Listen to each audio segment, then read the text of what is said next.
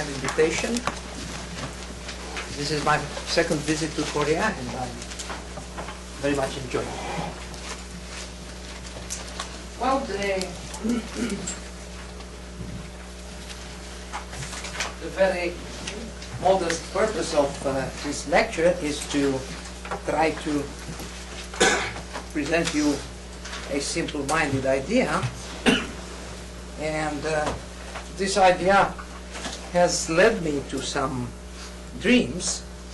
And you know, dreaming is easy, everybody can do it. But making dreams come true, that's a more difficult story. So maybe someone will be interested and help this dream become reality. So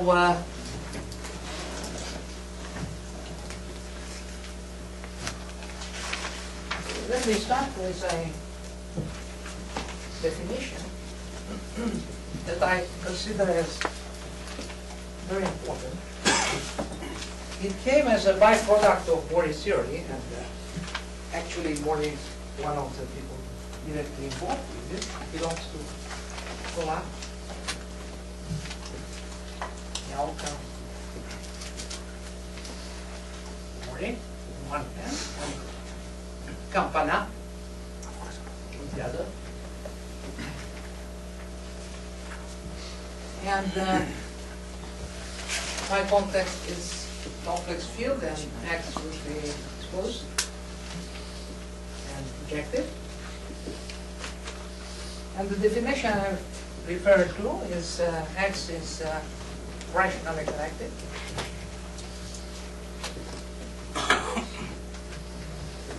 If through two general points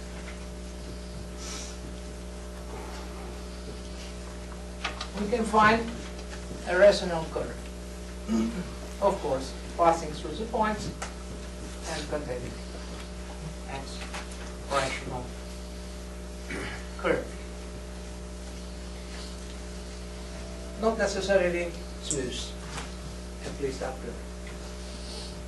This definition, I think, changed a lot our view on such classical and usually difficult problems like understanding rationality and unirationality, because it turns out to be, on one hand, so contains, generalizes unirationality on one hand, and also monos.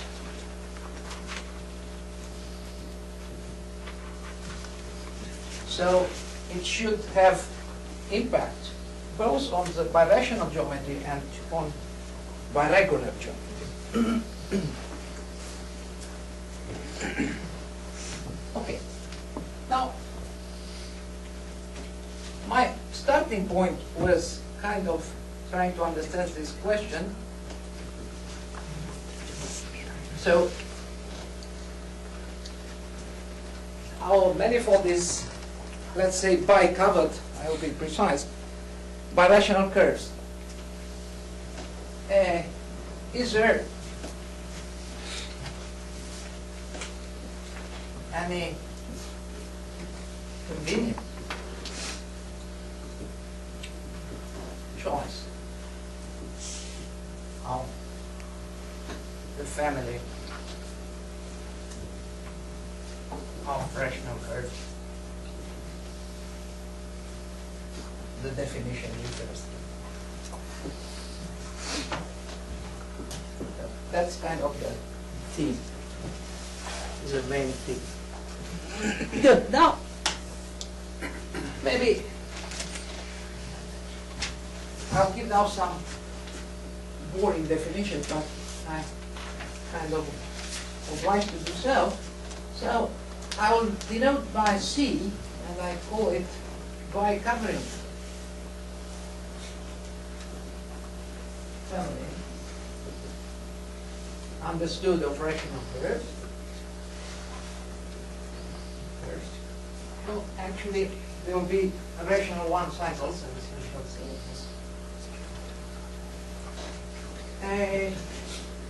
For x, of course, x is fixed. If, well, if, this would be usually taken inside the Chow or the Hilbert scheme, according to your taste. That parameterizes one cycles with rational components. And by definition, it is assumed, so we also have a universal family. This, in my favorite notation, being the tautological morphism, and this morphism defining the family. And we always assume, now, first of all, that it is bicovering, meaning exactly the definition of rational interconnectedness. That is to say, given 2 points in X, there is one member of the family such that the 2 points belong to the support of the image here. Support because they can be reducible or multiple component one cycles. So this is clear. Then it's not a restriction. We shall always assume C to be reducible and also reduced. That's not important. You can desingularize it and take its positive. Okay. And what else? Well, general member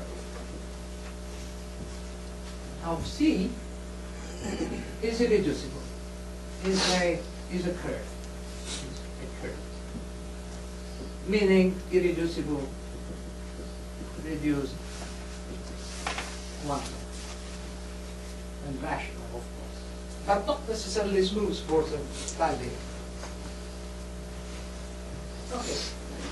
Now, whenever such a bicovering family is given, I can associate to C if I choose a general point in X, general, something that I would denote by C. Is P flat? Sorry? Is P flat? Yes, of course. Family means flat. How?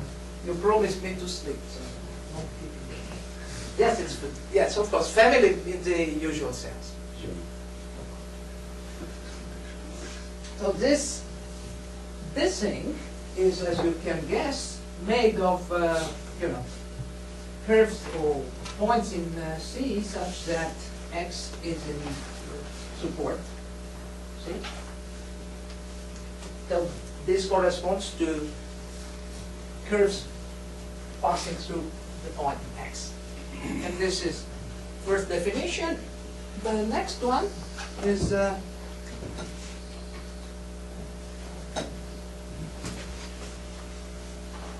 about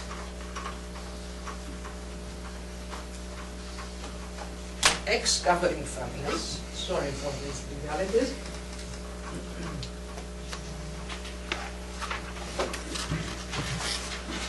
B, a family F, X covering family, if 1, it is covering. What is X?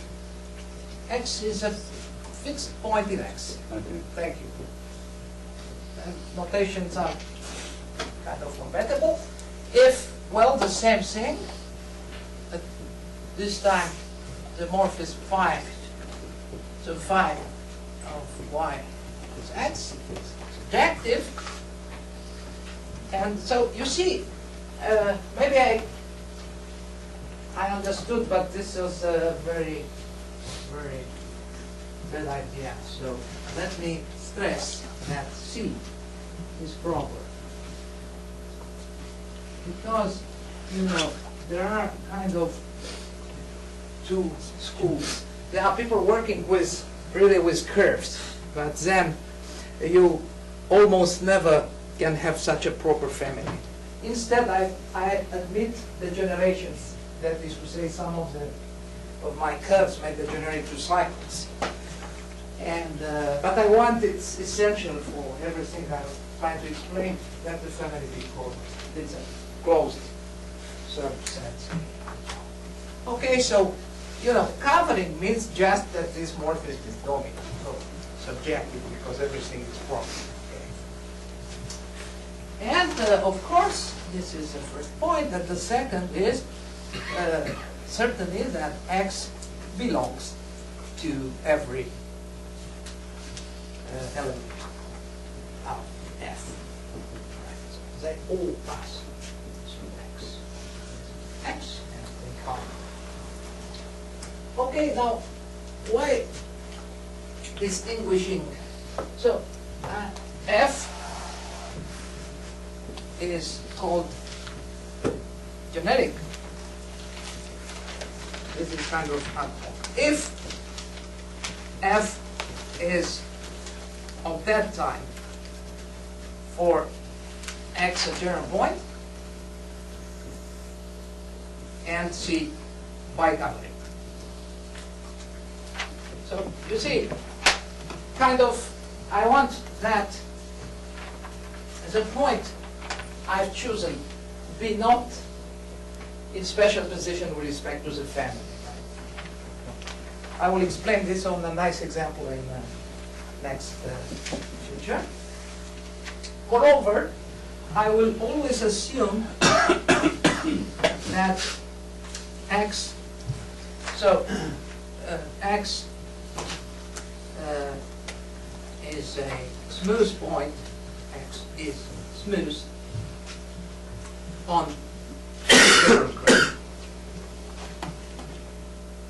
If you think a little, that's not the restriction, it can always.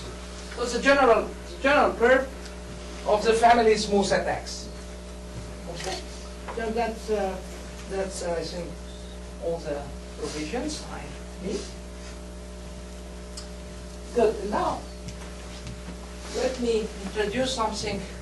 So far, actually, you can always assume such things. I mean, I assume nothing more about X than the fact that it is rationally connected.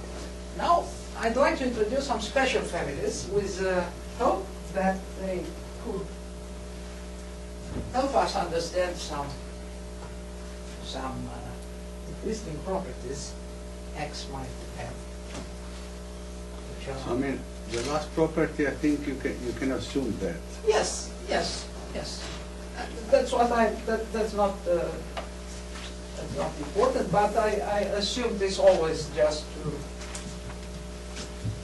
not to make my definition too complicated. Okay, so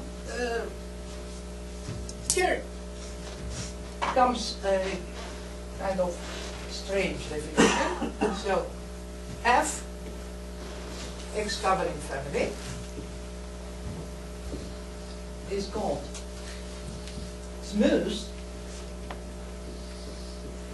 The terminology is kind of ad hoc, so sorry if you don't like it. If X is smooth on any member of it.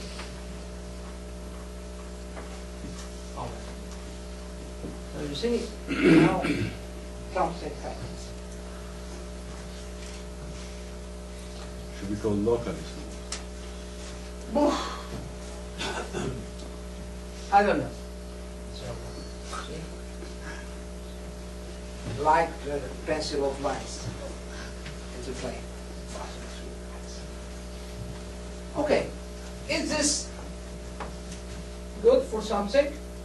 So let me exemplify this with a theorem that I got with my collaborator and friend, Francesco, which is the following. So X is a graph.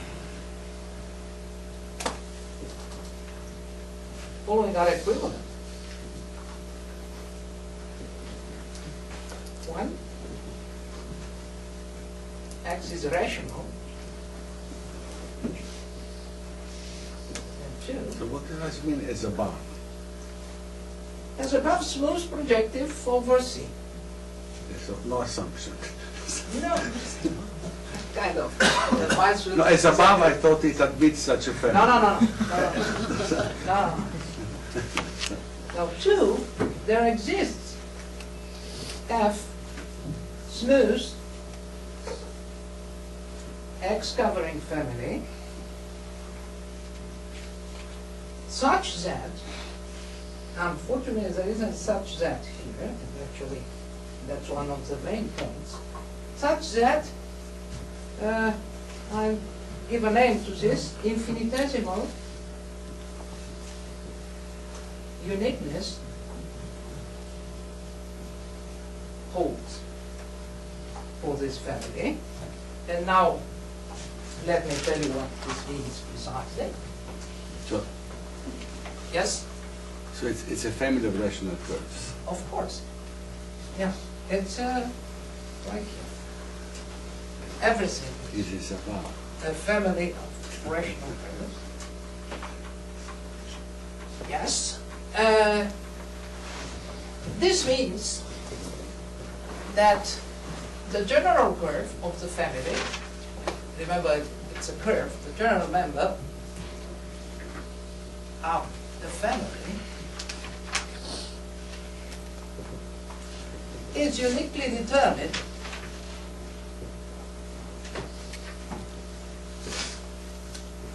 by its tangent line and base. Okay? So, X is your base point. You take the general curve, which is smooth at X. It has a tangent, yeah? The point is that this is the only curve in the family having this tangent. Okay? Quite natural. Like 4 lines. Okay? Good. Now, maybe the proof is too simple not to show it to you quickly.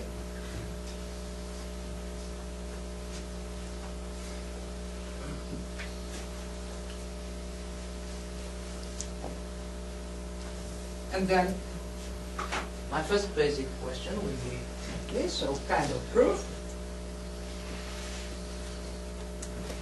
So, Is X generic?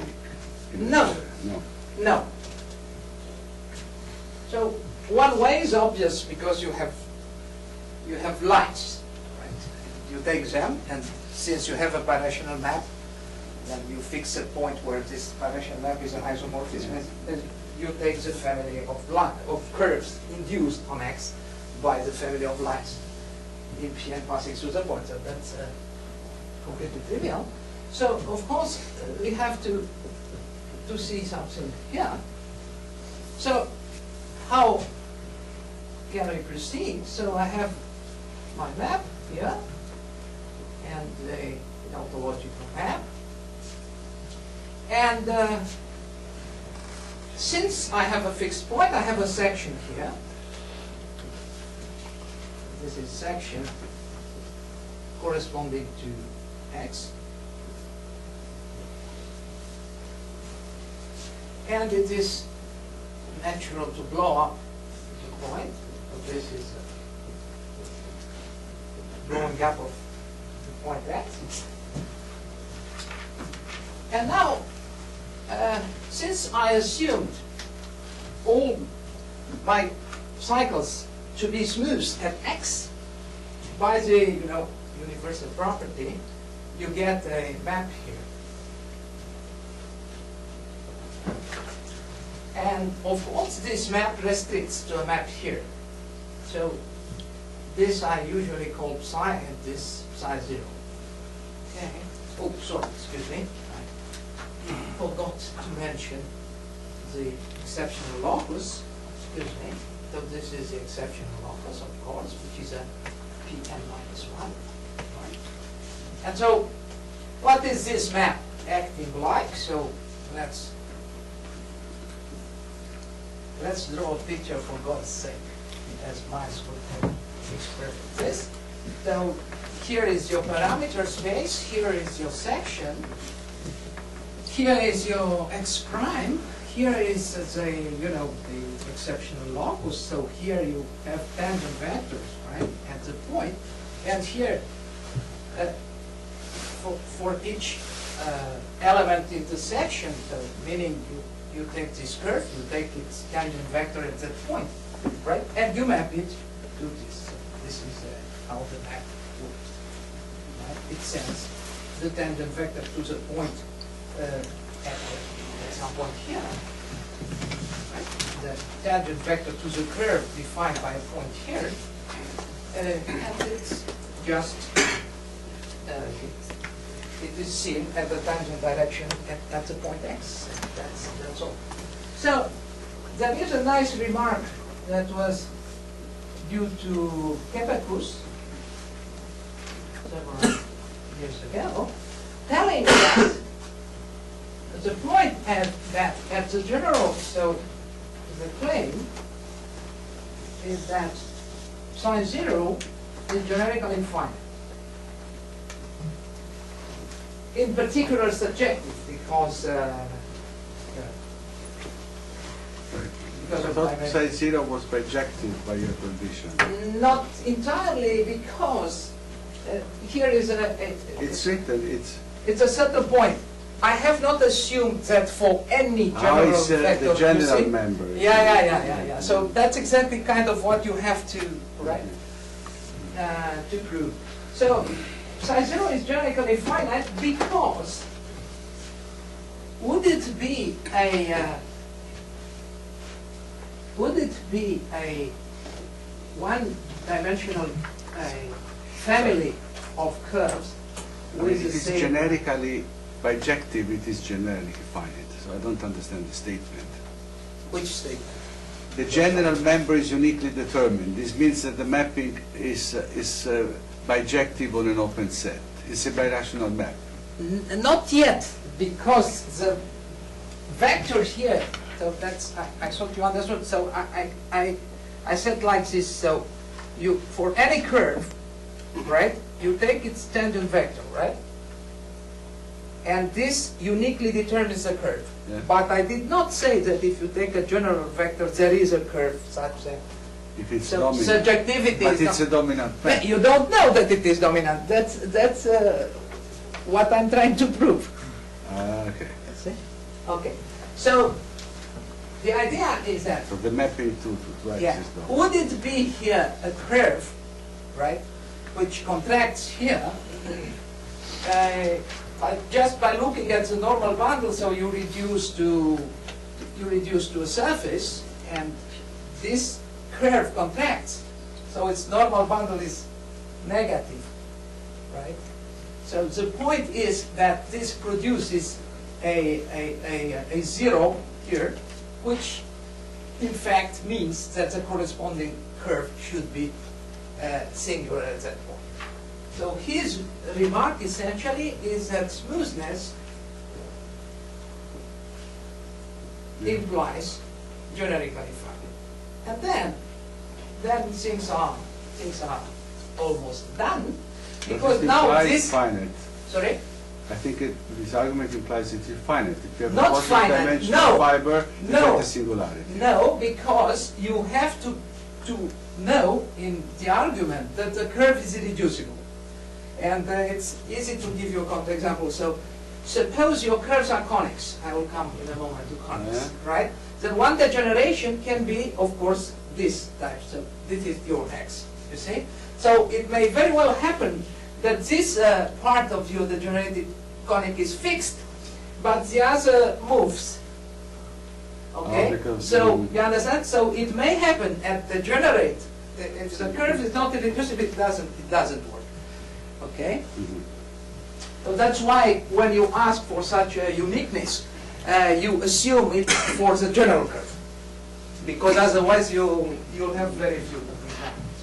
Okay, so this observation tells you that this map is generically finite, and then indeed, as Fabrizio was pointing out, you can apply the definition and you get that. So now, by assumption, assumption, meaning this infinitesimal uniqueness, you get that psi 0 is birational. And then looking to this diagram, everything is proper. This is easily seen to imply that psi is birational. No. Okay. Why don't they meet far away? This is an exercise. This was the only thing which I wanted to hear. And all the rest. You'll hear next time. So this is this tells you that this map is birational, so this map is birational. So now, what do we have? So let us look here. So this map is birational. This is a projective space. This is my section, which is isomorphic to the base. Right? So the base is rational. And this is generically a P1 bundle. Right? So with the section. Okay?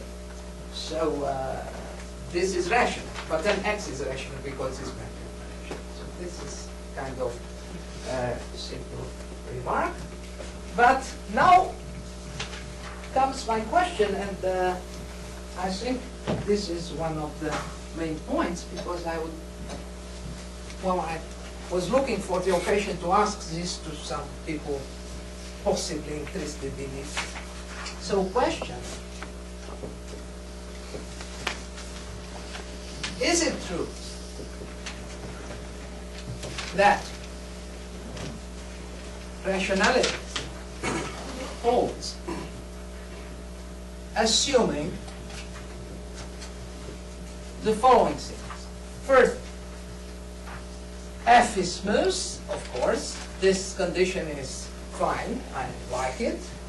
I don't want to put any more the infinitesimal uniqueness.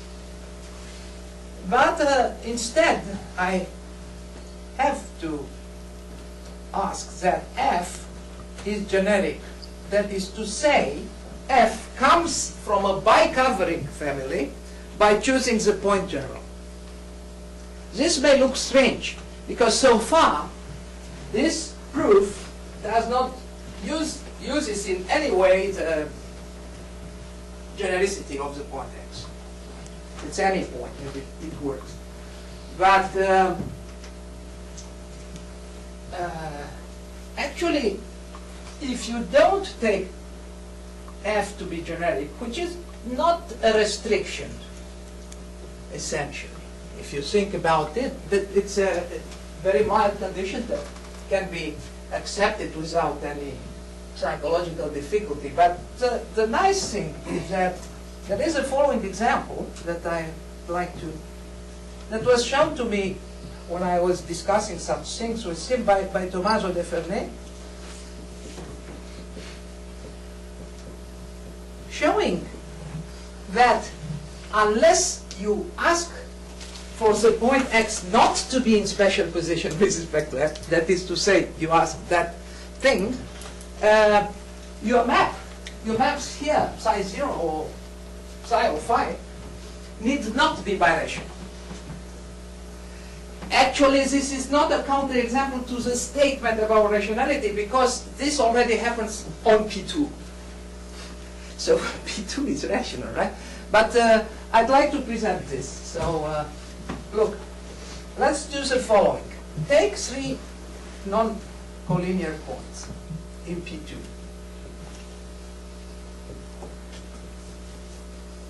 Okay, and then consider this big space Q made of conics through the 3 points.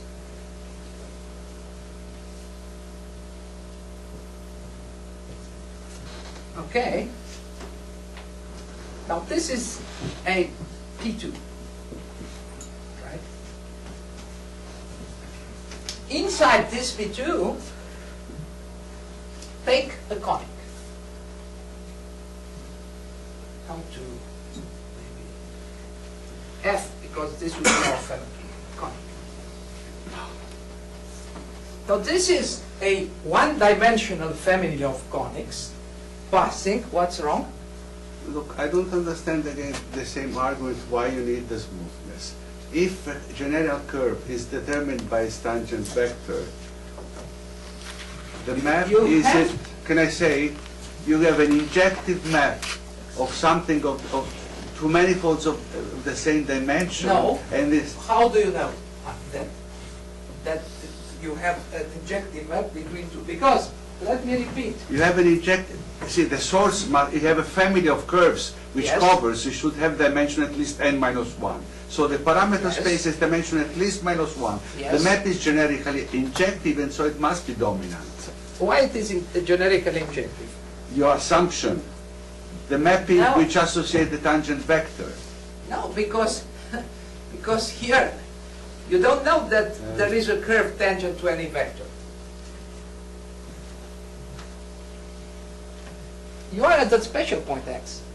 So I don't see why you have to use Quebecos. I mean, this is a triviality that there can be no positive dimension of a general fiber of the positive dimension. Otherwise, the map is not injective on an open set. No, it's not. So Give me a counterexample.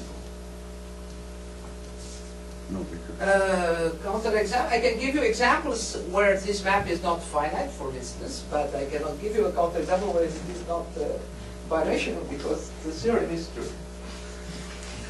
So let me explain how this example works. So this is a conic in this P2, okay? And all these conics, parameterized by this conic, pass through the 3 points. Now, I can take this conic generic in the sense that so F not containing the 3 degenerate conics made by 2 lines passing through the points.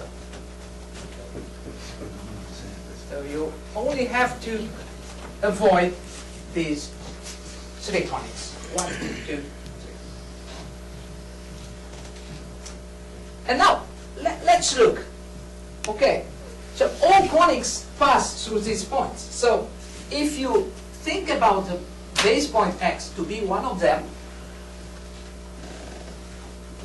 right? What do you get when you take another general point, say T? There will be 2 members of my family passing to that point, because taking a 4th point means taking a line in that plane. Right? And that line will meet the conic in 2 points. Right? And since I avoided all degeneration, this conic, which of course will be something like this, is smooth. Is irreducible. Okay? So this is a smooth family, right? This is a smooth family. All these conics are, say the base point is here. Okay? All these conics are smooth at the point x, right? And uniqueness does not hold infinitesimally or globally or whatever. Okay? So this is how the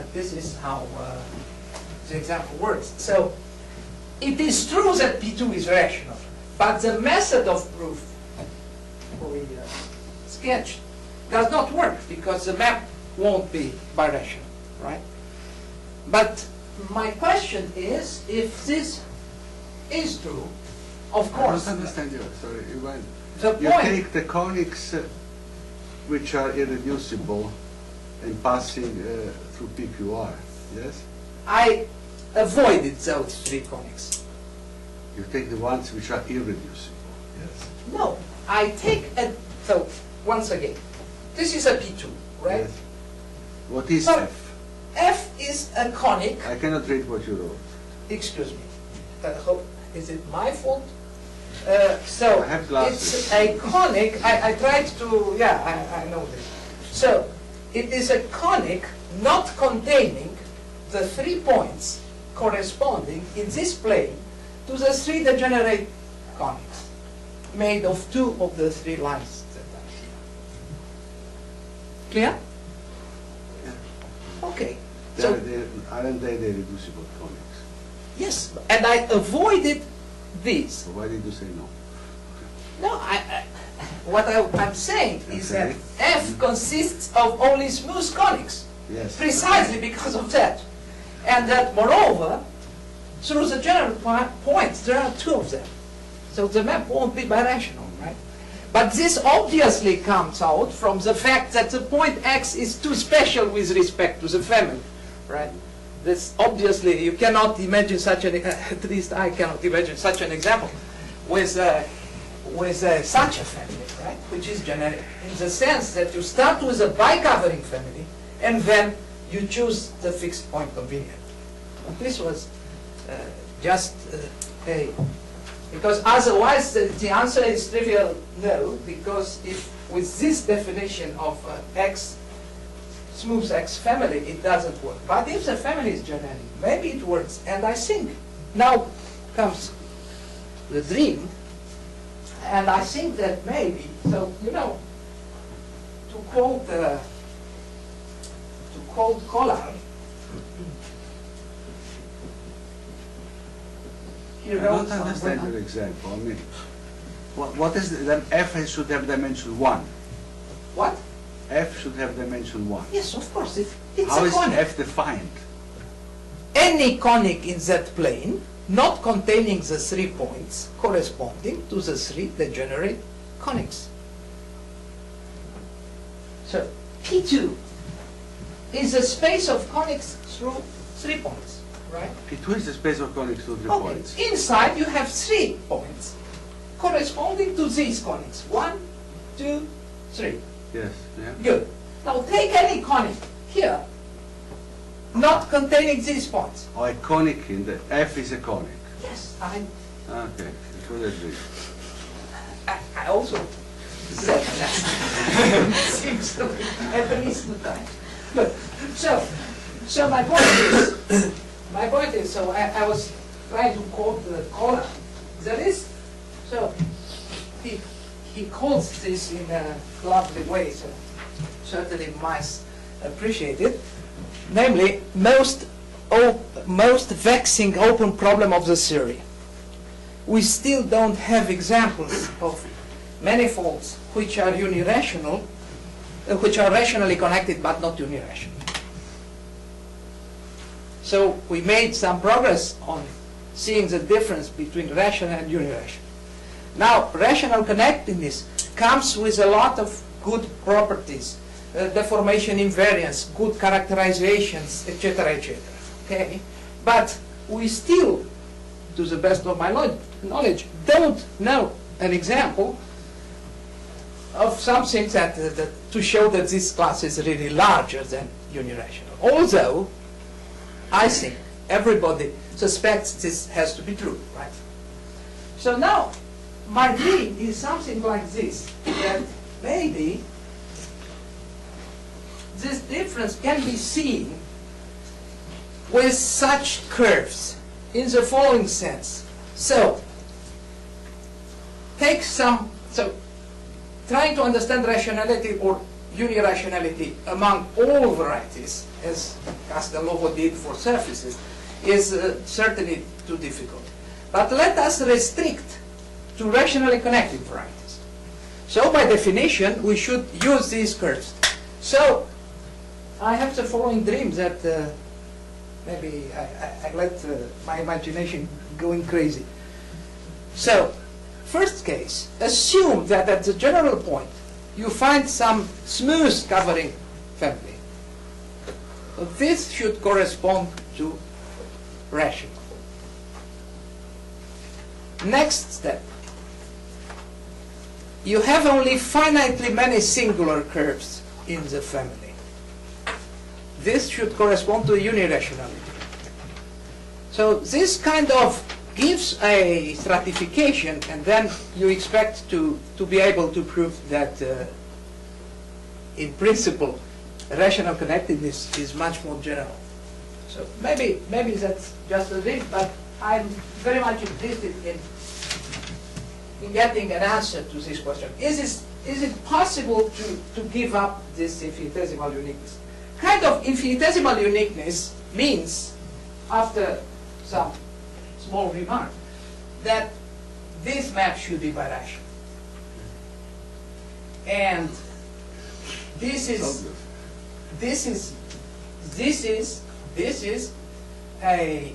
gives you unirationality.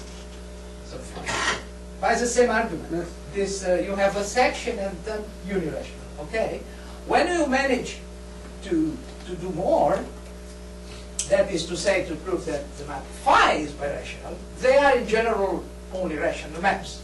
Smoothness is used to ensure that these are maps, are morphisms, not just rational maps. Okay, so kind of infinitesimal uniqueness should correspond to unirationality and uniqueness, if you want.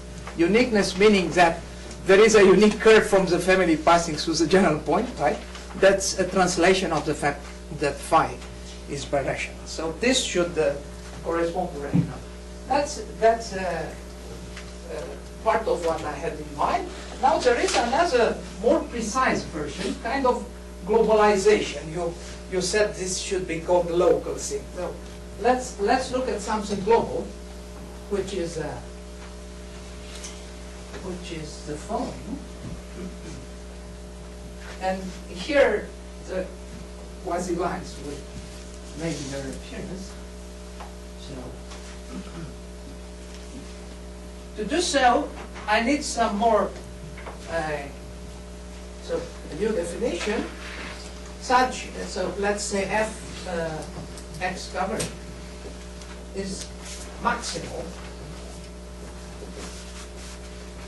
if it is an irreducible component, as you may imagine, of this Chow or Hilbert scheme of x parameterizing rational one-sided. So now, I want my family also to be maximal. Now, there is some good news here, namely, if you assume that the dimension of x, call it n, is at least 3, which is, for surfaces such questions are okay, then you also know by some deformation theories that the general curve. I mean, you're taking the Chow something which passes to X covered. to the right. You do this component. Yes, sure. I should. Yeah, of course. So, general curve of f is smooth.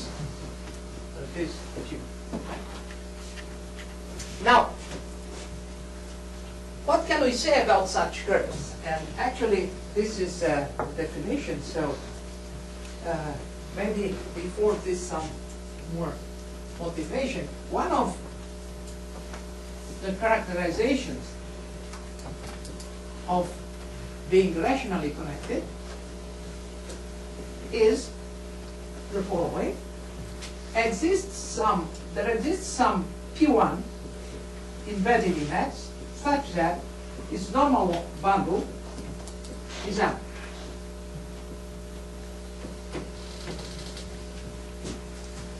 Now, quasi lines are the simplest such. So there are P1s inside X such that the normal bundle, call them C maybe,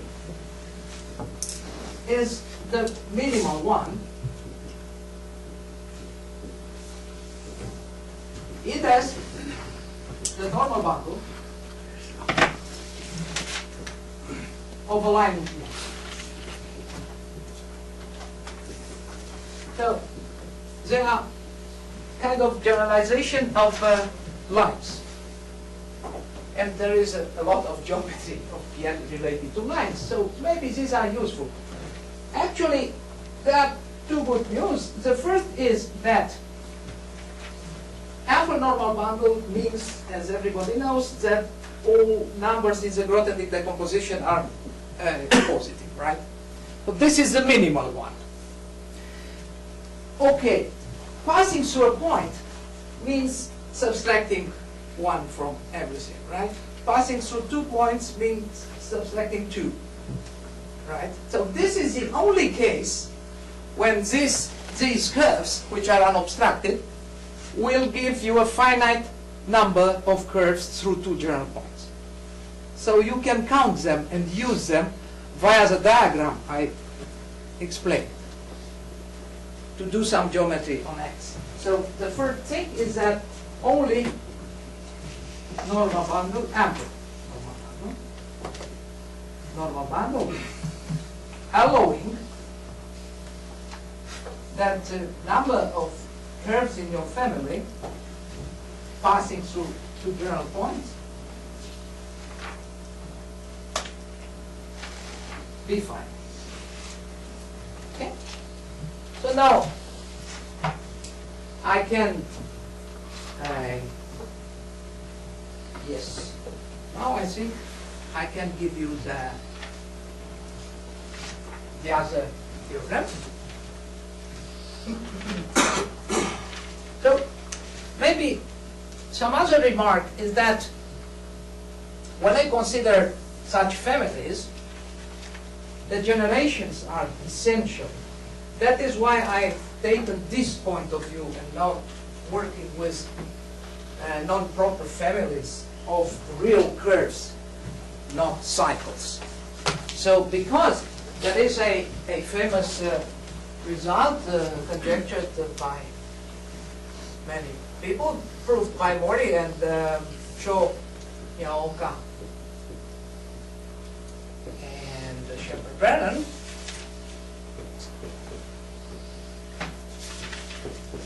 telling you that if an X covering family is made only on curves, meaning non-degenerations, not allowing degenerations, then this then X is Pn and the curves are lines. So you have to take into account the degenerations. And that's exactly what we have to do in the second theorem. Again, written down with Rousseau. So now, take F, smooth, X covering family, and assume, moreover, to be maximum. And if n is at least 3, to avoid some, then the first point is then the general curve of F is a quasi-line. That is to say that it is smooth deformation theory, general fact, and it has exactly this normal line. But the interesting point is the next one, which now I explain. Assume, this is again a hypothesis I'd be glad to get rid of. Assume that the general curve of F only meets the locus. The locus is usually the set of points in X of some curves of your family. The locus of the generated cycles only at X.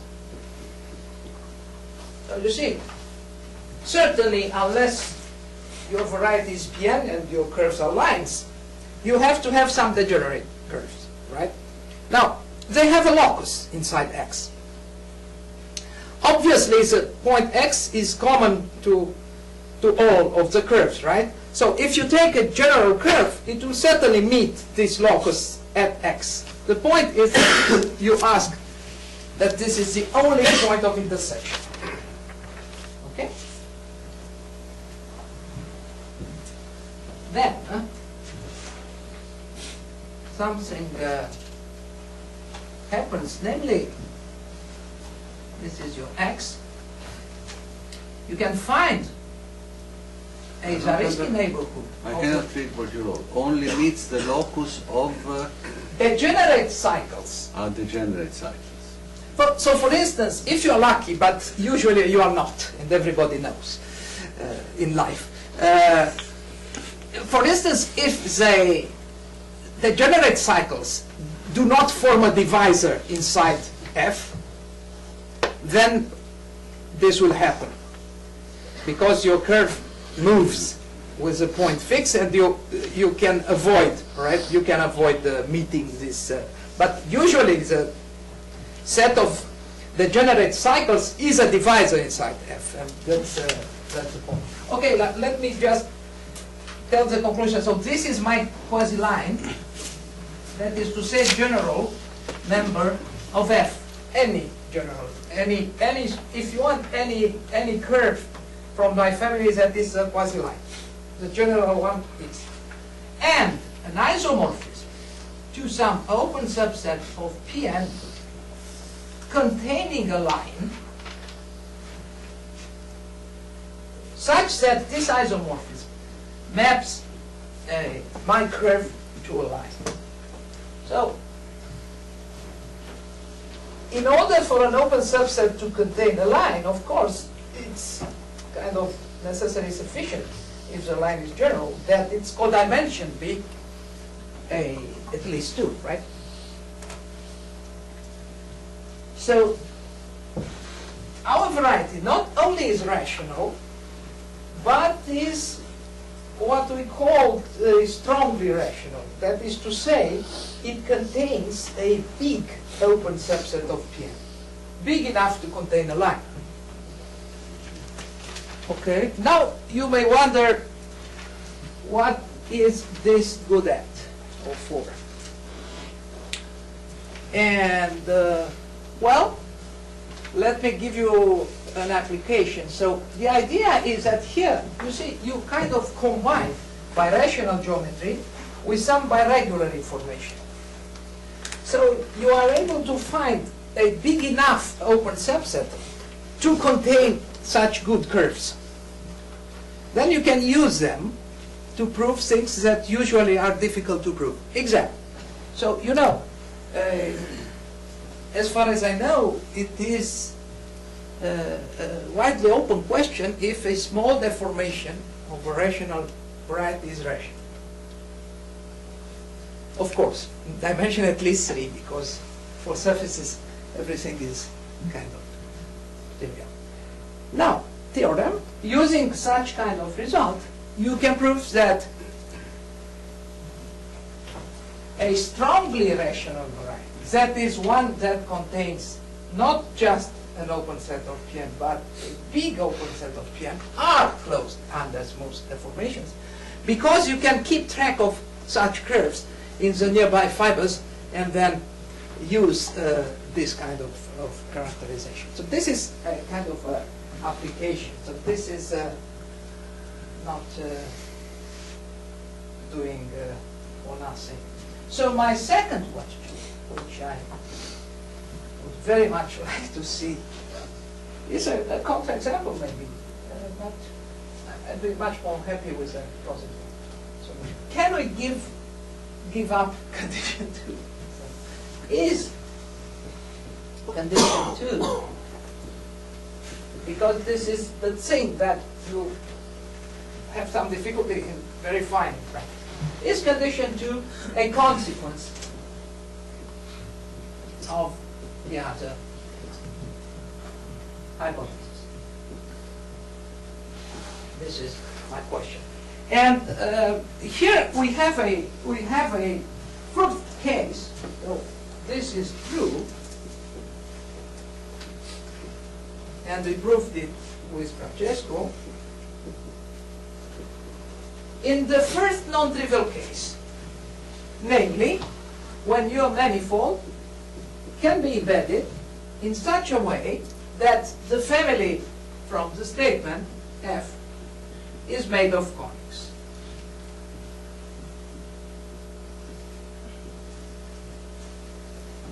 So this is, you may call such objects conic connected, right? And they are the first, because line-connected things are linear spaces. And this is the first non-trivial case when you can hope for something. Okay. And now I still have some 5 minutes, I think, right? Am I correct? And so I'm sorry, I would have liked to tell you more about this thing. But just one, so lines in PN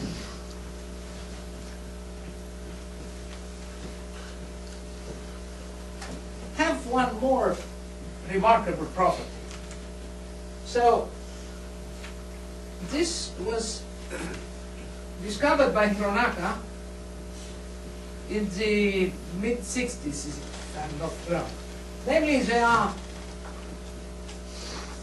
G3.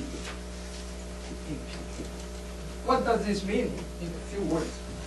Now, I want to look kind of analytically at some tubular neighborhood around L, and to see how what happens in that neighborhood influences the geometry of the ambient space. And this is, algebraically, this is described by what is called the formal completion of Pn along L. This is an object constructed by Zariski and Grothendieck to give us an analog of a tubular neighborhood in purely algebraic setting. Okay, and now with such an object, you can associate an analog of the rational functions, which is actually analytically corresponds to meromorphic functions defined in a tubular neighborhood. And this is, in general, it's a ring. Here it's a field, which is this guy. Obviously, it contains the field of rational functions on Pn. Right? Well, G3 means these two fields are equal.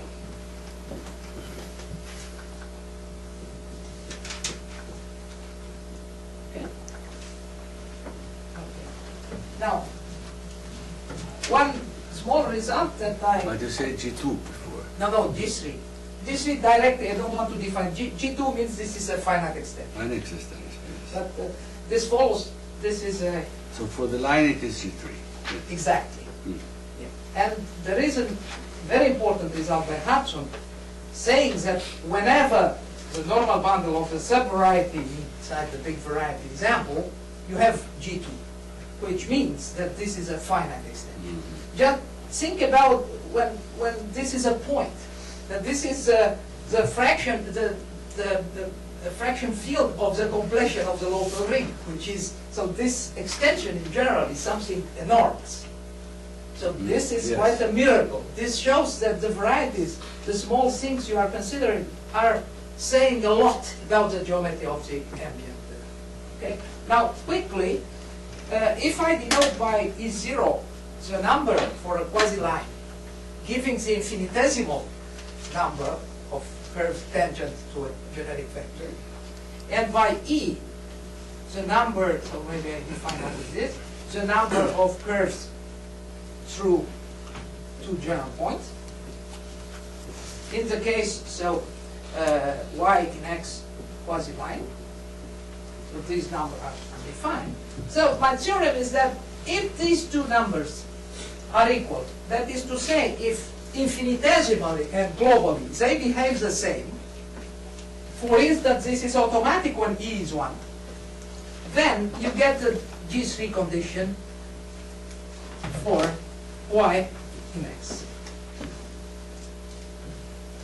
And this was particularly satisfying for me because I understood that Hironaka's theorem is a consequence of Euclid's axiom. Through 2 points, there is a unique line. So this uniqueness means E is 1. So E0 has no other choice than being 1, so they are equal. So this kind of explains his result. But it applies in much more general situations. And the last thing I will quote very quickly. So what was Y? Sorry? What was Y? A quasi-line. A It quasi is line. written here. So the last thing is that, so I thought this is kind of a very rare phenomenon. Actually, recently there is a theorem by Bonavero and Höring telling that X is a funnel, a complete intersection, which is funnel, end of index at least n plus 1 half, where n is its dimension, then X is conic connected. So, moreover, so conics, general conics, are quasi-lines, according to general facts explained here. But moreover, they were able to compute, using some clever tricks, they were able to compute these numbers for conics on a complete intersection. And there is some formula with factorials involved in the degrees, of course, but the important thing is that these two numbers are equal.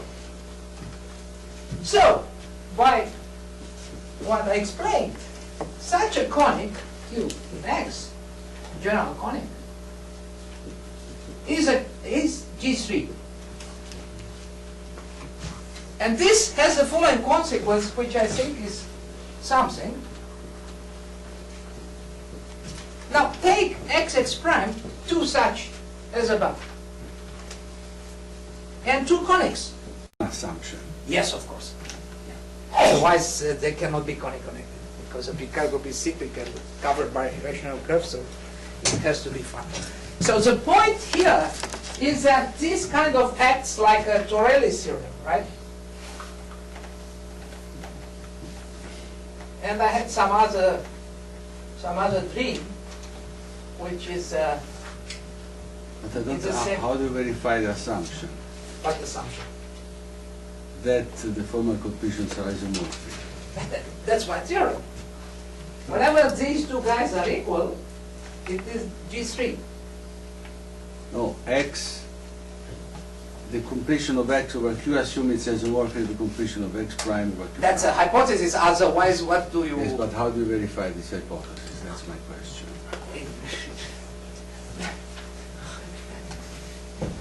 What answer do you expect? That's a hypothesis. All theorems are hypotheses. Otherwise, how do the point is that there is enough information inside to get the X up to isomorphism. I mean, to biregular isomorphism. That's all I was saying. And there is another dream, but it's related to the rationality of the cubic threefold, and I don't want to tell this when Professor Clemens is present. So you will see. So, okay. Which is in the same spirit, but this will be for another time, because already my time is over. Thank you.